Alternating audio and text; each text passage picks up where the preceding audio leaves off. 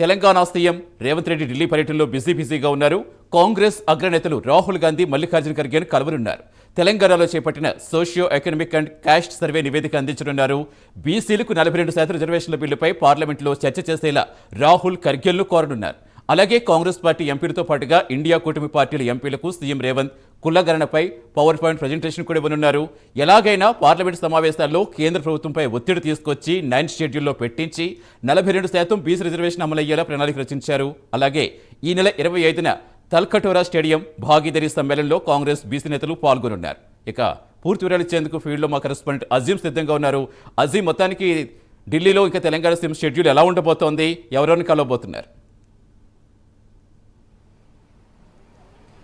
Telangana CM Revanth Reddy ఢిల్లీకి చేరుకున్నారు. ఢిల్లీలో రేవంత్ రెడ్డి షెడ్యూల్ అంతా కూడా బిజీగా ఉండబోతుంది. 42% బీసీ రిజర్వేషన్ అమలుపైనే ఏదైతే ప్రభుత్వం కాన్సన్ట్రేషన్ చేసింది. ఈ నేపథ్యంలోనే ఢిల్లీకి వెళ్ళినటువంటి రేవంత్ రెడ్డి అటు సోనియా గాంధీతో పాటు రాహుల్ గాంధీ, అలాగే ఏఐసీసీ అధ్యక్షుడు మల్లికార్జున ఖర్గే అందరినీ కూడా కలుస్తారు. కలిసి ఈ పార్లమెంట్ సమావేశాల్లో ఎట్టి పరిస్థితుల్లో ఎలాగైనా సరే తెలంగాణ రాష్ట్రంలో 42% బీసీ రిజర్వేషన్ని అమలు చేసే విధంగా 9th షెడ్యూల్లో కేంద్ర ప్రభుత్వం చేర్చే విధంగా ఒత్తిడి తేవాలని చెప్పి ఈ అంశానికి సంబంధించినటువంటి అంశం పూర్తిగా కూడా పార్లమెంట్లో మాట్లాడాలని చెప్పి కూడా ఏదైతే రాహుల్ గాంధీని అలాగే ఖార్గేని కోరనున్నారు. సో ఈ నేపథ్యంలోనే సోషియో ఎకనామిక్ సర్వే, తెలంగాణ ప్రభుత్వం ఎంతో ప్రతిష్టాత్మకంగా చేసినటువంటి సోషియో ఎకనామిక్ సర్వేకి సంబంధించిన నివేదికను కూడా పూర్తి స్థాయిలో అటు రాహుల్ గాంధీకి, మల్లికార్జున ఖార్గే కూడా ఇవ్వనున్నారు. ఎలా తెలంగాణ ప్రభుత్వం అసలు జనగణనలో కులగణన ఎలా చేసింది, ఎంతమంది ఎన్యూమినేటర్స్ని నియమించింది, వీరంతా ప్రభుత్వానికి సంబంధించినటువంటి ఉద్యోగులే, వీళ్ళందరినీ నిర్వహించినటువంటి ఎంతసేపట్లో చేశారు, ఎన్ని రోజుల్లో చేశారు, ఏ విధంగా చేశారు, ఒక్కొక్క ఎన్యూమినేటర్కి